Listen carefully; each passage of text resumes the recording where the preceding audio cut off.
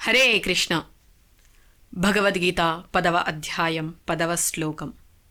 తేషాం సతతయుక్తానాం భజతాం ప్రీతిపూర్వకం దదామి బుద్ధియోగంతం ఏన మాం ఉపయాంతి తే.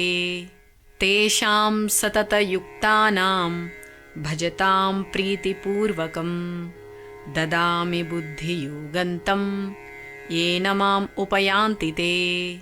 అంటే ప్రేమతో నన్ను సేవించడానికి నిరంతరం అంకితమైన వారికి దేని ద్వారా అయితే వారు నన్ను చేరుకోగలుగుతారో అట్టి అవగాహనను నేనే ఇస్తాను. అంటే కృష్ణ భక్తిలో ఉన్నవారు బుద్ధియోగంలో ఉన్నవారు అవుతారు. ఈ శ్లోకంలో తేషాం సతతయుక్తానాం అంటే ఎవరైతే నిత్యం కృష్ణునికి అంకితమై ఉంటారో, భజతాం ప్రీతిపూర్వకం అంటే ఎవరైతే ప్రేమతో కృష్ణుణ్ణి పూజిస్తారో, దదామి బుద్ధి యోగంతం అంటే అటువంటి వారికి కావలసిన దివ్యజ్ఞానం బుద్ధిని నేనే ఇస్తాను అని శ్రీకృష్ణ భగవానుడు పలుకుతున్నారు.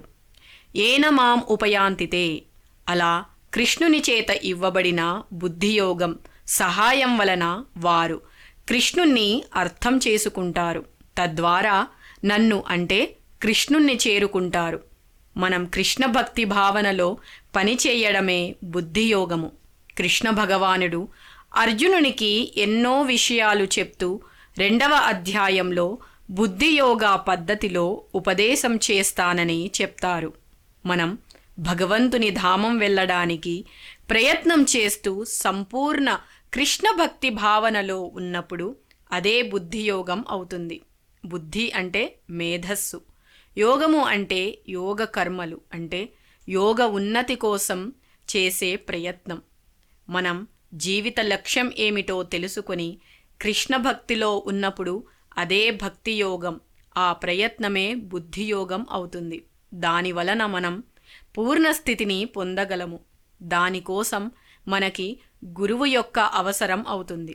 ఆ ప్రయత్నంలో మనం అంతా బుద్ధిమంతులుగా లేకపోయినా కూడా హృదయం నుంచే భగవంతుడు ఉపదేశం ఇచ్చి చివరికి కష్టం లేకుండానే తన వద్ద చేర్చుకుంటాడు. దానికోసం మనం చేయవలసిన పని ఒకటి ఉన్నది. అదేమంటే నిరంతరం కృష్ణ భక్తి భావనలో ఉండడమే. ఏదో ఒక రకమైన సేవ ప్రేమతో భగవంతునికి చేస్తూ ఉండాలి, సేవ చేస్తూ ఉండాలి. అప్పుడు బుద్ధిమంతులం కాకపోయినా కూడా శ్రద్ధ ఉన్నది కాబట్టి ప్రయోజనం ఏమంటే చివరకు తనను అంటే కృష్ణుణ్ణి చేరుకునే అవకాశం భగవంతుడు ఇస్తారు. హరే కృష్ణ.